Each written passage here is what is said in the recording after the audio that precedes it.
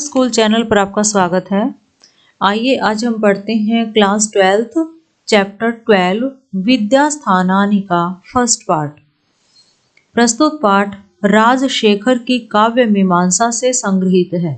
काव्य मीमांसा काव्य शास्त्र परंपरा में एक महत्वपूर्ण ग्रंथ है, जिसमें काव्य शास्त्र की विशेष व्याख्या के अतिरिक्त संस्कृत वाङ्मय की सुविस्तृत ज्ञान राशि का परिचय है, जो तत्कालीन भारत के अध्ययन अध्यापन के विशाल परिदृश्य को प्रकट करता है। इसमें चतुर्दश विद्याओं के विषय में चर्चा की गई है। यहाँ बताया गया है कि वाङ्मय के दो भेद होते हैं, शास्त्र और काव्य। इस ग्रंथ के आरंभ में शास्त्र के भेद और उपभेदों का परिगणन किया गया है। तो आइए पढ़ते हैं पाठ विद्या स्थानानि। इह ही वाङ्मयम् उभयथा शास्त्रम काव्यम च।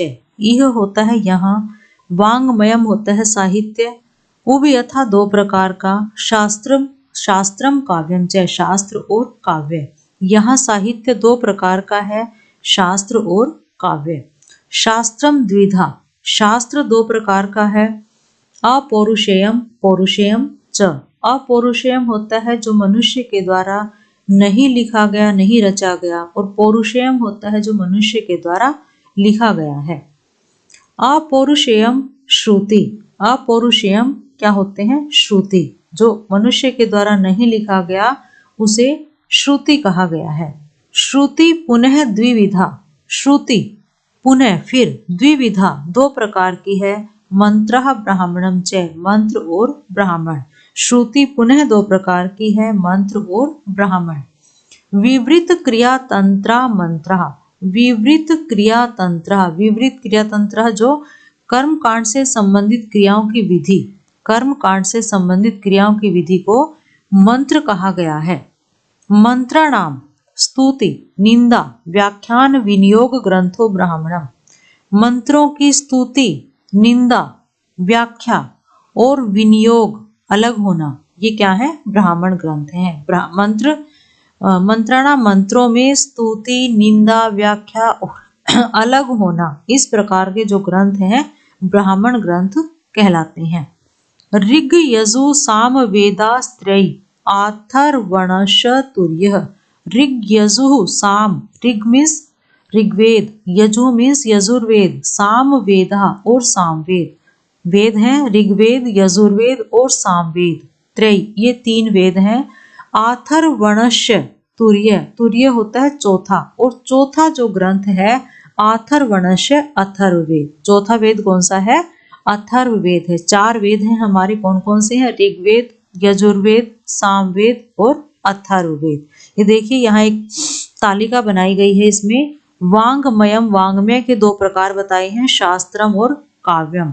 अब शास्त्रम के दो भेद हैं, अपौरुषेयम और पौरुषेयम। फिर अपौरुषेयम श्रुति और पौरुषेयम पुराणम, आन्वीक्षिकी, मीमांसा, स्मृति तंत्रम। इसके बाद फिर है श्रुति के दो भेद हो गए, मंत्र और ब्राह्मणम। फिर मंत्र में वेदा हैं, वेद चार हैं, फिर उसके उपभेद हैं। इस तरह से ये तालिका दी गई है, इसको आप ध्यान से पढ़िए, समझ आ जाएगा आपको। इसके बाद है तत्रार्थ व्यवस्थित पादः ऋचय।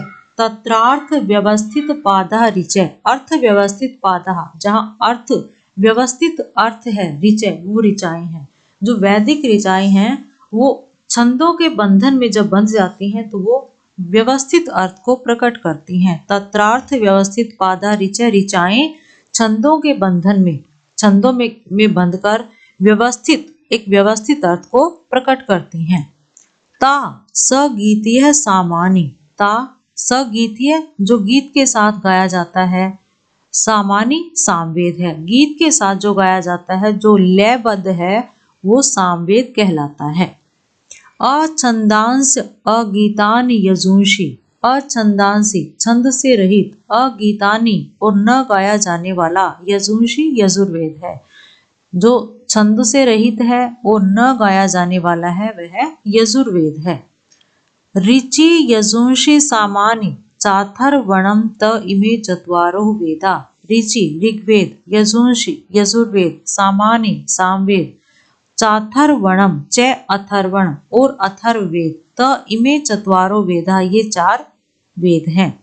ऋग्वेद यजुर्वेद सामवेद और अथर्ववेद ये 4 वेद हैं। इतिहास वेद है धनुर्वेद है गंधर्व वेद है आयुर्वेद च उपवेद। उपवेद कौन कौन से हैं? इतिहास वेद धनुर्वेद गंधर्व वेद और आयुर्वेद ये उपवेद हैं। वेदोपवेदात्मा सार्ववर्णिक है पंचमो गेय वेद है इति द्रोहिणी। वेदोपवेदात्मा वेद उपवेद वेद उपवेद क्या शब्द है ये? वेद उपवेदात्मा उपवेद जो है वेदों की आत्मा है। उपवेद वेदों की आत्मा है। सार्ववर्णिक है जो सभी वर्णों के लिए उचित है सभी जातियों के लिए उचित है। पंचमो गेय वेद है। पंचम वेद कौन सा है? महाभारत को माना गया है 5वां वेद गेय वेद है। यह गेय वेद है गाया जाने वाला वेद है। पंचम वेद को गाया जाने वाला वेद माना गया है। इति द्रोहिणी ऐसा द्रोही आचार्य का मत है। ऐसा एक द्रोही एक नाम है ऐसा द्रोही का विचार है। शिक्षा कल्पो व्याकरणम निरुक्तम छंदो विचेति ज्योतिषम च षडंगानि इत्याचार्य। शिक्षा कल्प व्याकरण निरुक्त छंद ज्योतिषम और ज्योतिष षड अंगानि ये 6 अंग हैं। इत्याचार्य ऐसा आचार्य का मत है। शिक्षा कल्प व्याकरण निरुक्त छंद और ज्योतिष ये 6 अंग हैं ऐसा आचार्य का मत है। उपकारकत्वादलंकारः सप्तमम अंगम। उपकारकत्वात् उपकार करने के कारण काव्य का उपकार करने के कारण अलंकार है अलंकार को सप्तमम अंगम 7वां अंग माना गया है। उपकार करने के कारण काव्य का उपकार करने के कारण अलंकार को 7वां अंग माना गया है। इति यायावर्य ऐसा यायावर का विचार है। यायावर्य भी नाम है। यायावर्य का विचार है राजशेखर के लिए आया है ये यायावर्य का विचार है। रीते च तत्स्वरूप परिज्ञानाद वेदार्थान अवगति। रीते च तत्स्वरूप वेदांगों के स्वरूप के ज्ञान से ही वेदार्थान अवगति वेदों के अर्थों की समझ आती है। वेदांगों के स्वरूप के ज्ञान से ही वेदों के अर्थों की समझ आती है। यथा जैसे कि द्वा सुपर्णा सयुजा सखाया समानम वृक्षम परिशस्व जाते तयोरन्यः पिप्पलम स्वाद्वत्ति अनशनन्यो अभिचाक्षिति। द्वा मीन्स 2 सुपर्णा 2 सुंदर पक्षी सयुजा साथ रहने वाले सखाया मित्रता पूर्वक समानम वृक्षम समान वृक्ष पर परिशस्व जाते निवास करते हैं रहते हैं। 2 सुंदर पक्षी साथ रहने वाले 2 सुंदर पक्षी मित्रता पूर्वक एक ही वृक्ष पर निवास करते हैं। तयो अन्य तयो उन दोनों में अन्य दूसरा पिप्पलम स्वादु अत्ति पिप्पलम होता है फल को स्वादु स्वादिष्ट अत्ति मीन्स खाता है उनमें से अन्य स्वादिष्ट फलों को खाता है। अनशनन अन्यो अभिचाक्षिति अनशनन का मतलब होता है न खाते हुए अन्य दूसरा अभिचाक्षिति प्रकाशित रहता है दूसरा न खाते हुए भी प्रकाशित रहता है। तो इसका मतलब क्या है कि 2 सुंदर पक्षी मित्रता पूर्वक समान वृक्ष पर रहते हैं और उन दोनों में से एक तो फल को खाता है और दूसरा फलों को खाता नहीं है केवल देखता है। यहाँ किसके बारे में बताया गया है? जीव और ईश्वर के बारे में बताया गया है।